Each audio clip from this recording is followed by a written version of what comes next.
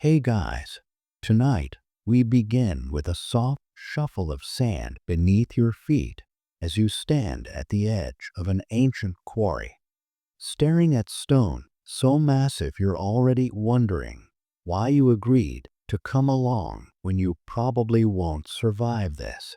So, before you get comfortable, take a moment to like the video and subscribe, but only if you genuinely enjoy what I do here. And of course, tell me in the comments where you're watching from and what time it is, because I love imagining all of you drifting off across the world. Now, dim the lights, maybe turn on a fan for that soft background hum, and let's ease into tonight's journey together.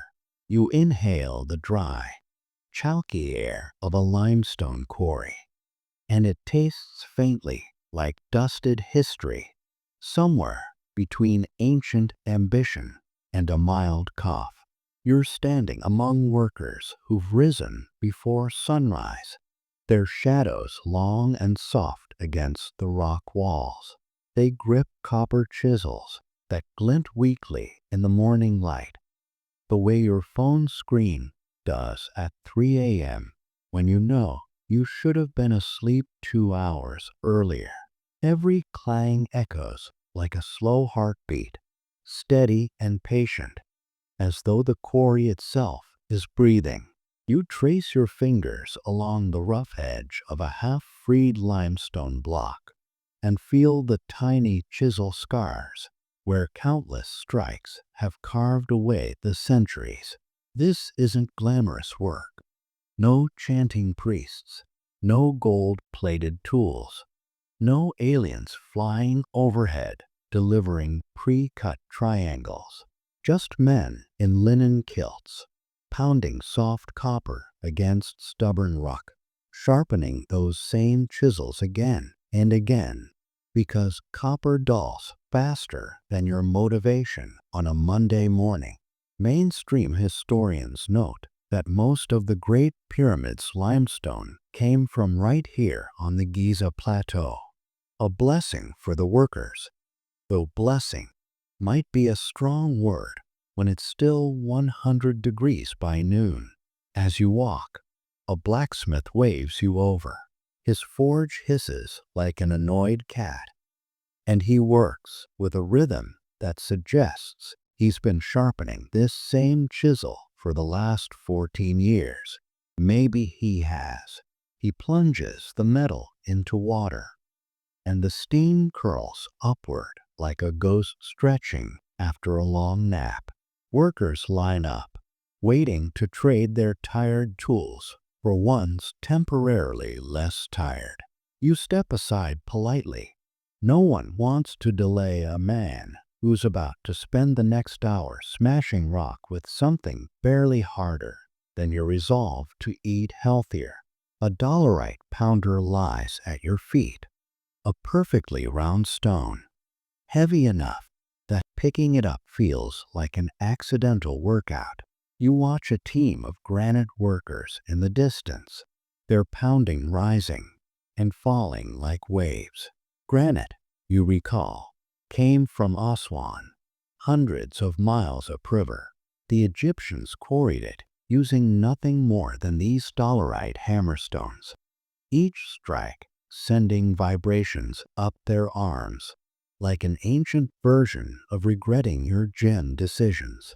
Historians still argue whether the workers used trenching methods or pounding cavities, and you can almost hear the quiet bickering of academics drifting in the wind. A foreman passes by, sweaty, stern, and somehow still dignified in a linen kilt that looks like it's one good breeze away from betraying him. He calls out instructions in short, clipped bursts, and his workers respond with nods, slow, tired, honorable nods. Your presence earns a glance, the kind that says, if you're standing here, you might as well help. But thankfully no one hands you a chisel. You kneel beside a row of toolmakers smoothing fresh handles for wooden mallets. They do this with surprising tenderness, shaping the wood as though ensuring the workers will feel cared for, even if only through the comfort of a well-made handle. One of them hands you a mallet to examine. It's lighter than you expect, polished smooth by countless palms. You imagine swinging it yourself, but decide your modern wrists, used mostly for scrolling, would immediately file a complaint. A quirky detail catches your eye. Small red marks brushed onto the stone faces in delicate lines. Ancient survey scribes used ochre to sketch cutting guides, leaving crimson streaks like the quarry's own primitive blueprints. You lean closer, tracing the marks, feeling the faint grain of pigment beneath your fingertips. It's strangely grounding, proof that long before your nightly YouTube spirals, humans were already leaving subtle hints for the next shift to follow. A breeze drifts through the quarry, carrying whispers of voices, grunts, laughter. Yes, laughter. Even here, in heat that melts your ambitions like wax, workers joke, tease, and call out to each other. Someone makes a comment that sends the group into quiet chuckles, and although you don't speak their language, you recognize the universal tone of workplace humor. You're pretty sure someone just got roasted for walking too slowly. In the late morning light, you sit on a block still warm from where it slept in the earth. You close your eyes for a moment, listening to the layered rhythm of chisels, hammers, voices, and wind. It's hypnotic, methodical, repetitive, almost meditative, not mystical, not supernatural, but deeply human. This is where the pyramid truly began, not at the site, not at the ramps, but here, in this pit of sweat, dust, and persistence. And as you rise, brushing the powdery stone from your hands, you feel the first stirring of something ancient and oddly calming. The realization that greatness, even greatness carved in stone, begins with small, steady strikes and ordinary people doing extraordinary work. You step away from the quarry's echoing heart, and the world opens into the pale, shimmering desert, flat, endless, and sunlit in that overconfident way only a desert can manage. You're following the workers now, trailing behind their long, dragging footprints as they guide a freshly cut stone block out toward the construction site. It rides on a wooden sledge that groans softly, like it already regrets being born.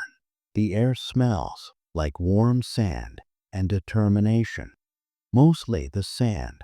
Honestly, you watch as a man walks ahead of the sledge with a jar, sprinkling water onto the ground in slow, practiced sweeps. The trick of wetting the sand is almost magical in its simplicity. A tiny part of you wants to whisper to him, "Science would be very proud of you," but you decide not to be the weird time travel ghost who talks to hardworking people about physics. Still, it's astonishing. A thin layer of moisture binds the grains, reducing friction enough that the team's rhythmic pulling suddenly seems possible. Not easy. Nothing about this is easy, but doable with enough patience and a handful of good jokes to keep morale afloat.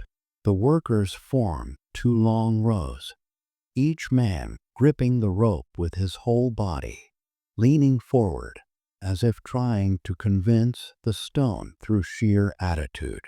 Someone calls out a chant to keep the steps synchronized. It feels less like construction and more like a slow, ancient dance, one with heavy breathing and questionable cardio. You stay slightly behind, partly because you don't want to be flattened, and partly because you prefer to maintain the illusion that you're supervising, which sounds much more dignified. The sun climbs, turning the stone blocks into pale mirrors reflecting an unforgiving glare. You shield your eyes and glance back toward the river, a ribbon of moving water where barges drift peacefully, as though mocking the land haulers with their effortless glide. Mainstream historians agree the Egyptians transported many stones on boats like these, loading limestone or granite onto sturdy wooden vessels that followed the Nile's current. Seeing the barge crew's work is like watching a group of men who secretly know they chose the correct department in this ancient construction company. A quirky little detail catches your eye on one of the boats. A carved cat face on the prow. Maybe it's for luck. Maybe the boat captain is just really into cats.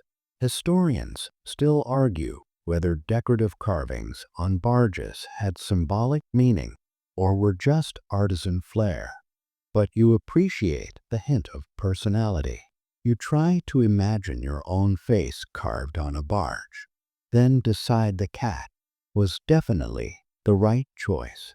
Turning back toward the land hall, you see the sledge team crest a small rise.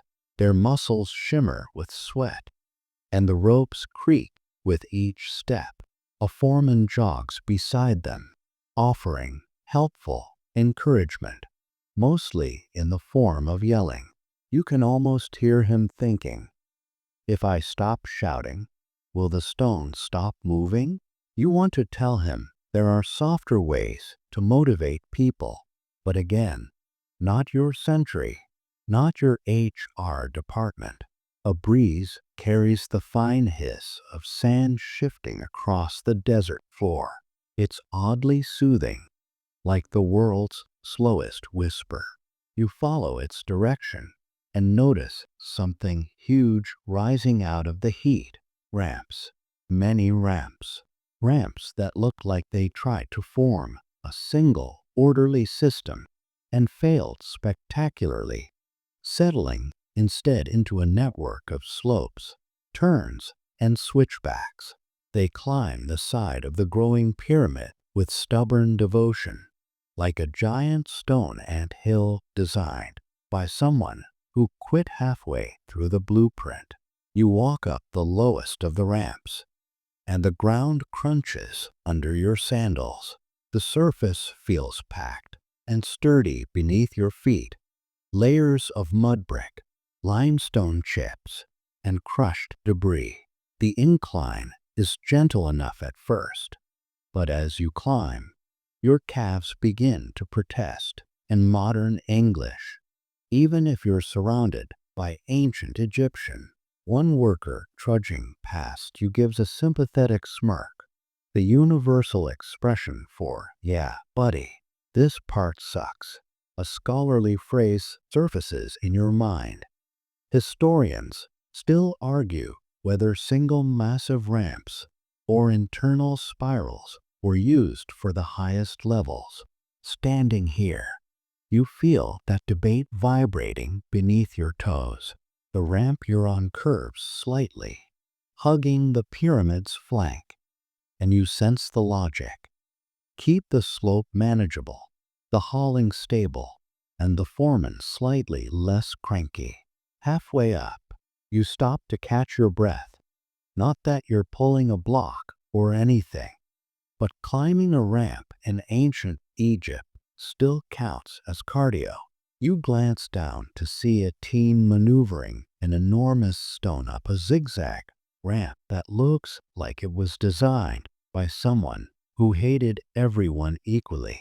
The men drag the block forward with slow, heavy steps, every movement measured, every muscle engaged. A sledge runner slips momentarily, sending a puff of sand swirling up around his feet. He laughs it off, and you realize humor is probably the only reason morale hasn't melted in the sun. At the top of the ramp, you step onto an unfinished platform, smooth, pale, warm beneath your feet. Workers call out to one another as they prepare to slide a newly arrived block into place. Wooden levers lie scattered nearby, simple tools waiting to achieve difficult things. One worker sets down his rope and stretches his back, catching his breath before the next lift. He looks at you with that silent ancient Egyptian facial expression that reads, "You surviving up here, tourist?" You nod. Barely. You walk to the platform's edge and look back across the desert. From here, the quarry is a pale bite in the land. The Nile glints like a distant ribbon, and long lines of workers move like slow, purposeful currents. The scale of it all settles into your chest. A billion tiny moments of human willpower stacking themselves into something eternal. A small joke bubbles up in your mind. If any modern company tried organizing a project this big without collapsing into 47 meetings about nothing, it would be a miracle. But here they are, doing it, day after day, with sand in their teeth and a quiet fire in their souls. You feel the wind again, dry and warm, curling around your shoulders like a desert lullaby. And with every breath, you understand a little more.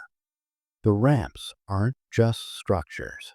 They're pathways of effort, rivers of labor, the arteries carrying stones, carrying dreams, upward toward a monument that didn't yet know it would outlive empires. You step down from the ramp and wander toward the hum of life just beyond the construction site. A low, steady pulse of voices, footsteps, and clattering pottery. The workers' village stretches before you like a small, sun-baked city. Neat rows of mud brick houses, smoky bakeries with darkened chimneys, and dusty pathways where people move with the casual confidence of those who know exactly how to build a world wonder before lunch.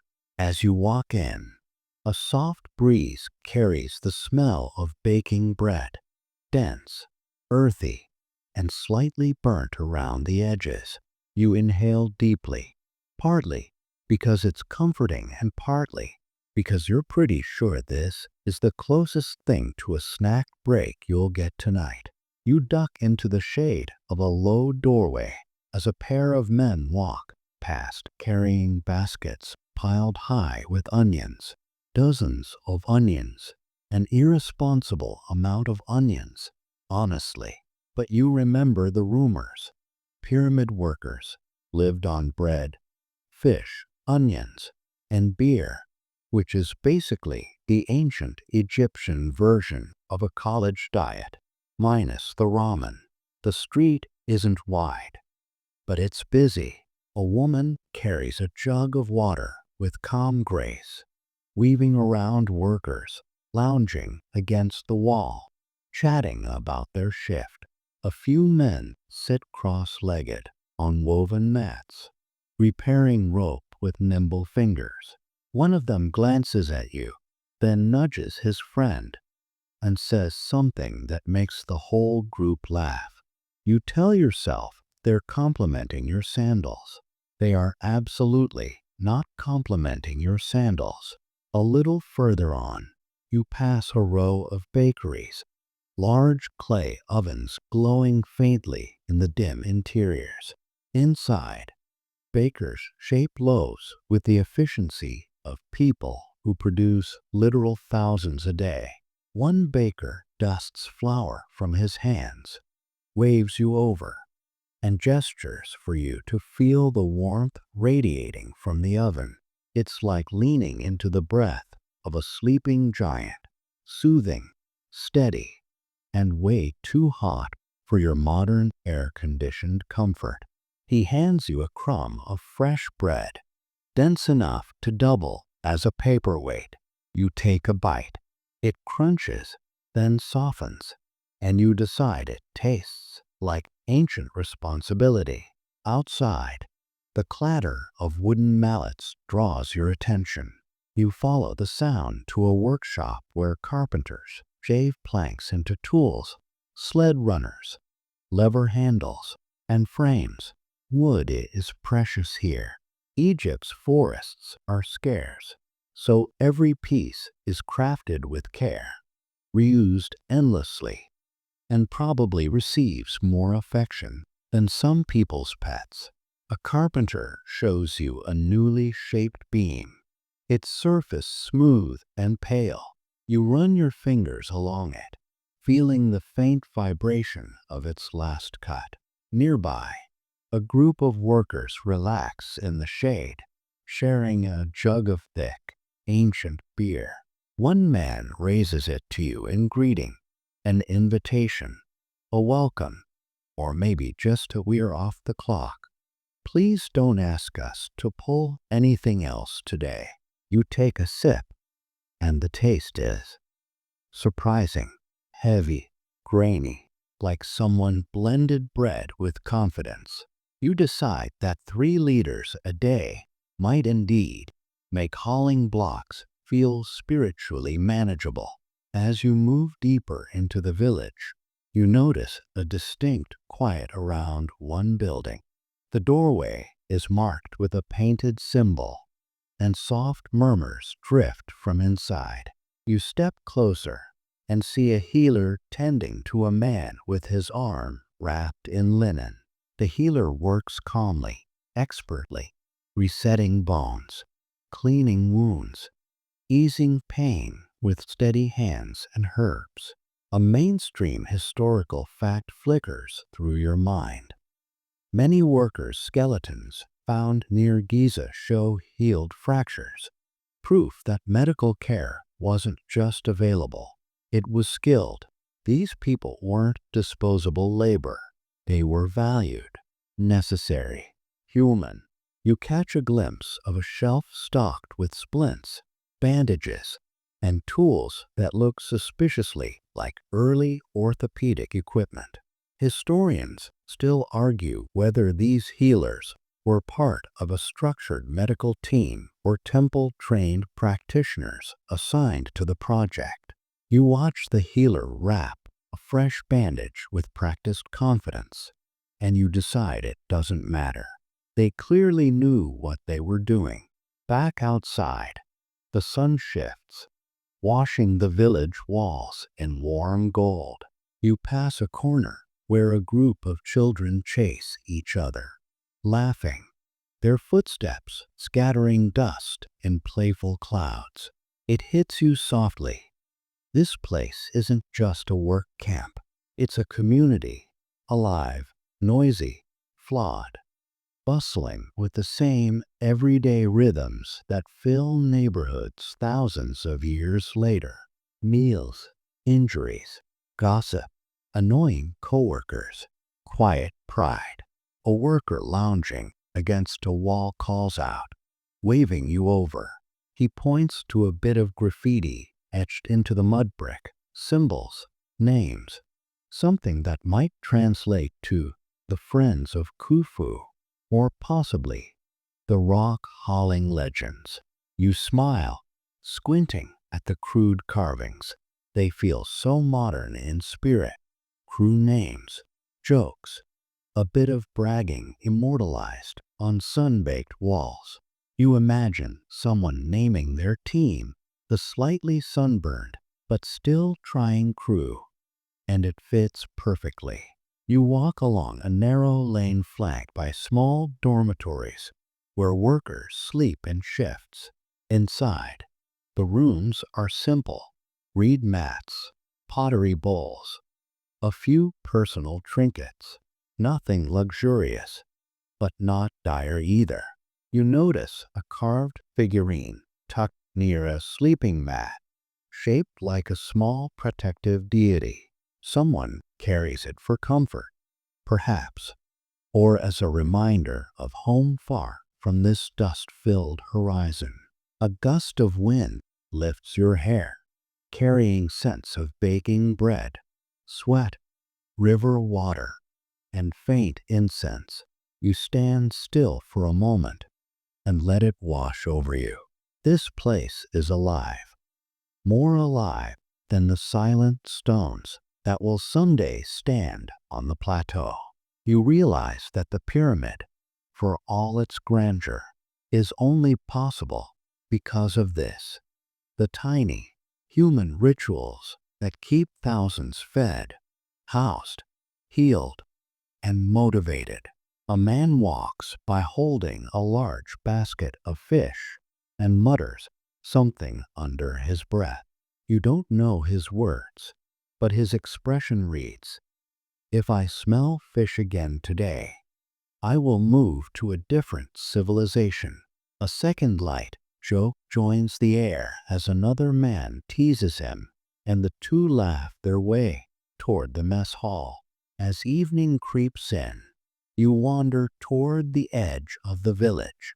Lamps flicker to life. Workers gather in small groups, swapping stories, rubbing sore shoulders, laughing over nothing and everything. Somewhere, someone plays a soft melody on a simple flute, the notes drifting gently into the warm night.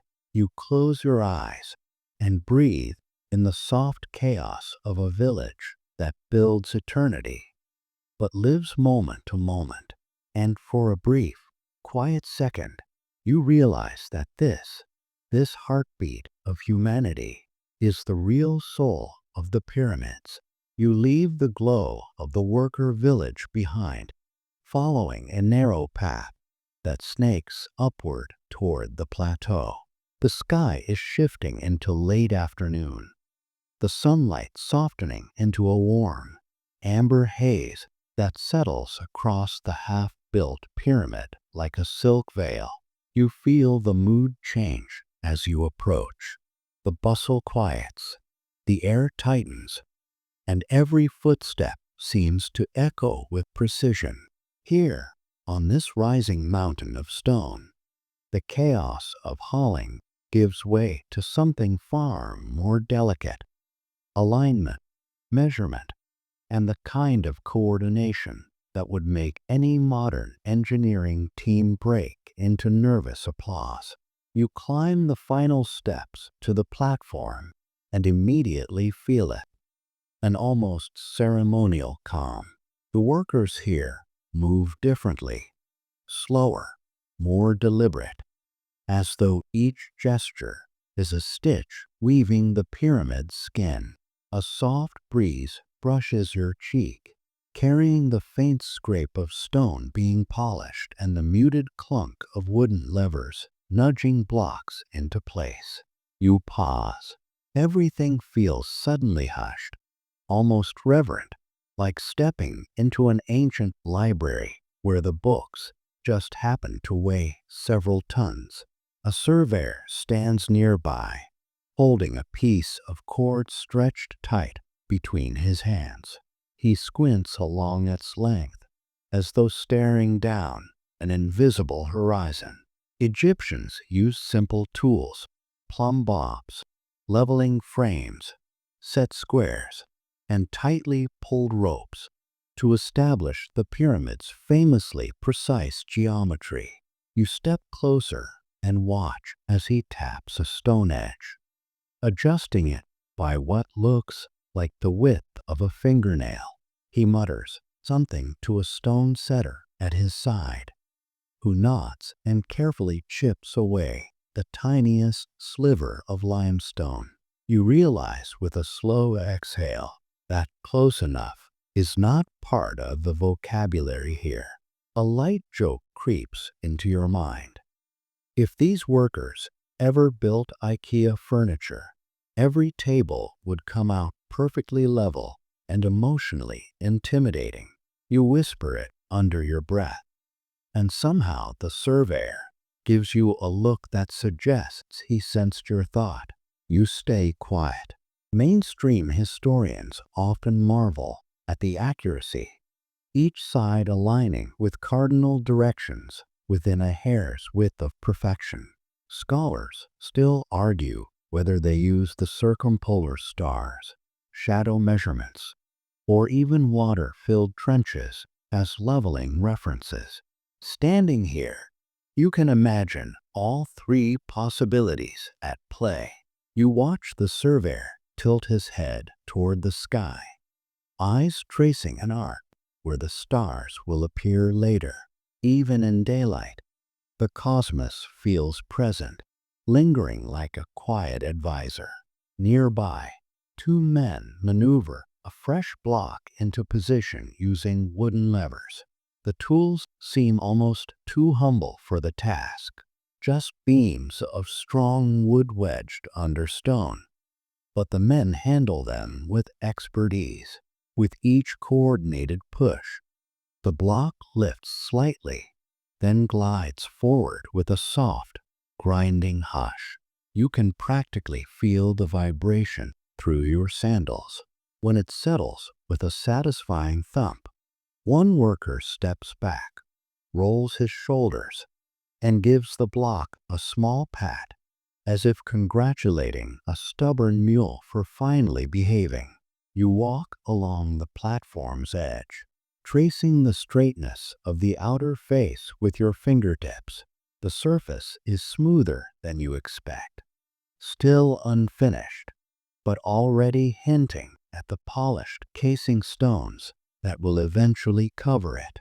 Some of those casing stones lie scattered nearby, pure white Tura limestone, gleaming faintly in the afternoon light, as if the sun has chosen favorites.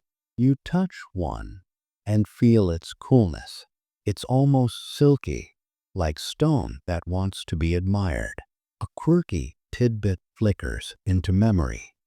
Legend says some casing stones were so bright they reflected sunlight like mirrors, making the pyramid shine like a beacon across the desert. You picture that for a moment, a shimmering mountain, glowing like an ancient lighthouse, and you feel oddly moved. A group of workers gathers at a corner where the alignment line has begun to drift by a fraction. The supervisor kneels, studying the rope stretched taut between two pegs. He frowns, not angrily, just in the way someone frowns when a beloved cat knocks something off a shelf for the 50th time. He calls for a fine chisel. The men bring it over, and he begins shaving the smallest edges of the stone. You watch the chips fall like pale snow, each one a tiny correction, nudging the monument back into cosmic order. You step aside as a team arrives with another stone. Their breathing is steady but strained, and one worker cracks a joke that sends a few others shaking with quiet laughter. You have no idea what he said, but the tone feels familiar. The universal language of, if we don't laugh, we will cry. You smile in solidarity. At the center of the platform, you find a curious sight. A shallow grid etched lightly into the stone surface. You kneel beside it, tracing the carved lines. It's a layout, a guide, like the world's earliest architectural draft sketched directly into the floor. One worker points at it, then gestures toward the rising tiers above. You follow his motion and suddenly see it. The pyramid isn't just rising, it's unfolding according to a plan so meticulously thought out that every layer is already imagined before the first block is placed. A breeze rolls across the platform, carrying the smell of dust and warm stone. It tugs at your clothes and whispers across your ears, reminding you just how high you've climbed. You turn slowly, letting your eyes wander across the horizon. The village is now a constellation of tiny shapes. The river glistens like a silver thread, and above you, workers continue upward, building step after step, each one narrowing toward the sky. You notice the tiniest shadows beginning to stretch across the stones as the sun moves lower, the light turning softer, more forgiving. The whole plateau glows in apricot hues. It feels serene, almost dreamlike. You breathe in slowly and let the quiet precision settle into you. This is more than construction. It's choreography. Each gesture, tool, and block is part of a long, patient dance. The stone setter nearest you lifts his chisel, taps twice, and smiles with quiet satisfaction. The block fits perfectly. You let out a breath you didn't realize you were holding, and in this golden light, watching the pyramid align itself one fraction at a time, you understand something deeply calming. The miracle of the pyramids isn't their size, it's their patience. You linger on the high platform for a moment before following a narrow ledge that spirals gently upward. The pyramid rises in calm terraces above you, not menacing or imposing, but steady, patient, almost thoughtful. As you climb, the light slips into a soft honeyed glow that wraps every stone in a quiet warmth. Workers are finishing their shifts now, moving slowly, stretching aching arms, their silhouettes long and thin against the descending sun. You feel the shift in energy, the day's labor easing into contemplation. Up here, where the air feels lighter and the sounds of the village fade into a faint, distant hum, you finally sense it. The question beneath all this stone and sweat and precision. Why? Why build a mountain? A foreman drifts past you, his linen kilt flapping softly in the breeze. He pauses to look out over the river, and something in his gaze feels older than the monument itself, a mixture of pride, exhaustion, and purpose. You follow his eyes to the horizon, where the Nile gleams like a pale serpent winding toward forever. It's in that view that you begin to understand. This monument wasn't simply an architectural challenge.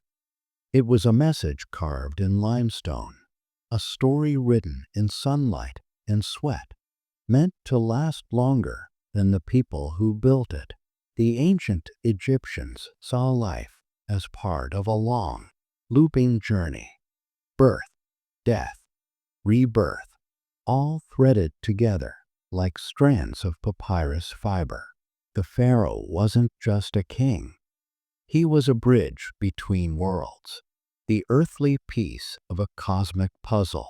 Mainstream historians note that the Great Pyramid served as a royal tomb and a symbolic staircase, a way for the king's soul to ascend into the sky and join the imperishable stars. Up here, in the evening glow, you can almost feel that intention pressing gently against the air. A worker approaches, carrying a small basket of tools. He nods politely as he passes, but pauses beside a stone and touches it in a quiet, almost affectionate gesture. It's not worship, it's acknowledgement. This block, this layer, this work, it matters. You sense in him a kind of quiet pride, the same pride anyone might feel contributing to something larger than themselves.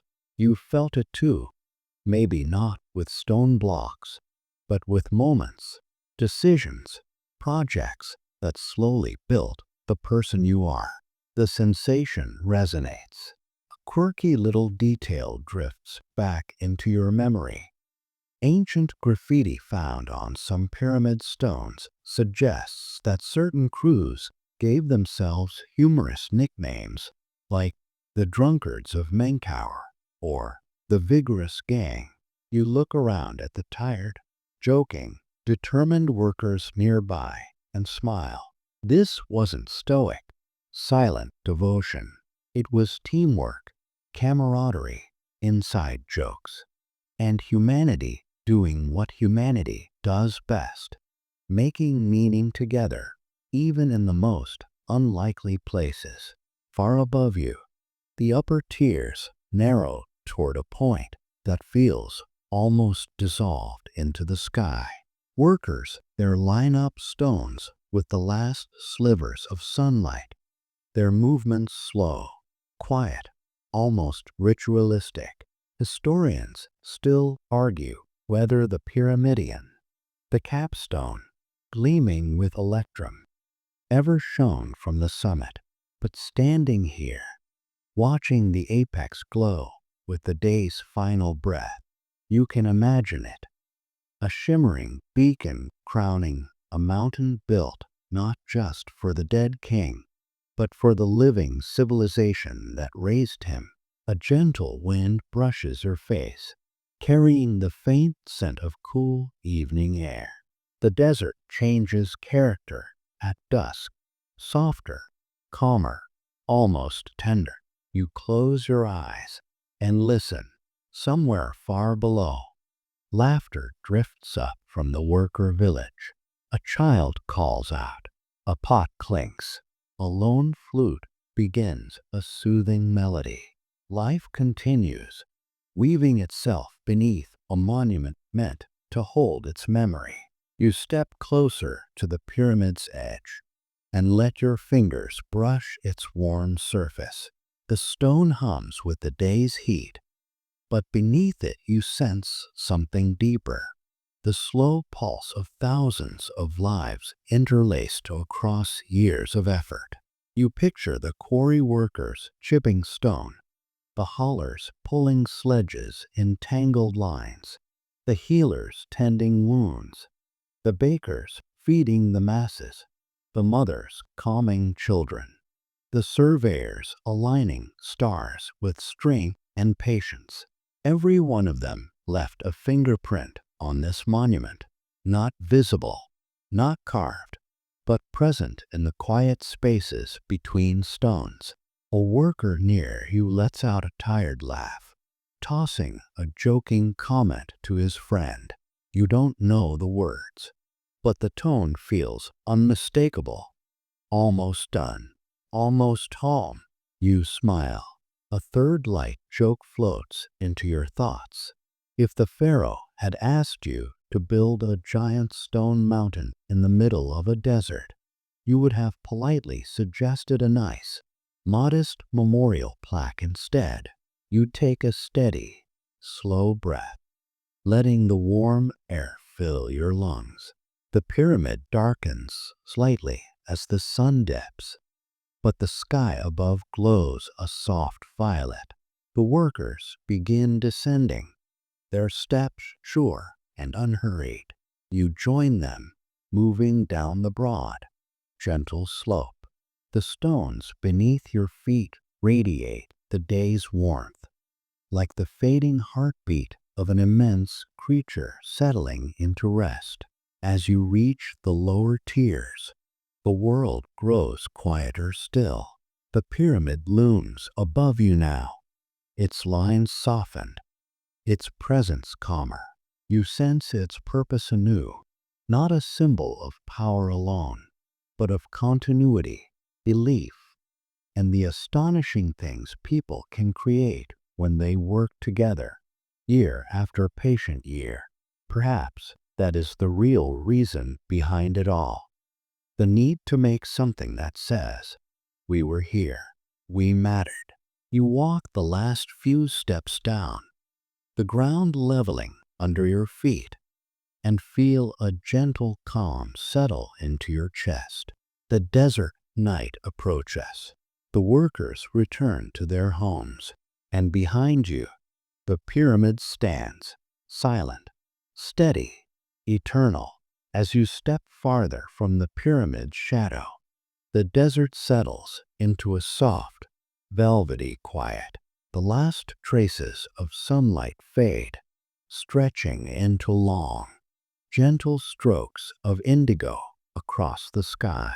Your breath slows, matching the rhythm of the cooling air, and each step feels lighter, softer, as though the scent is rising to meet you. The workers' village dims, its voices blending into a sleepy hush. You feel a calm awareness drifting through you, settling like warm dust on still stone. If this quiet journey eased your mind tonight, feel free to leave a like, a comment, or a gentle subscribe. Let the desert night hold you now.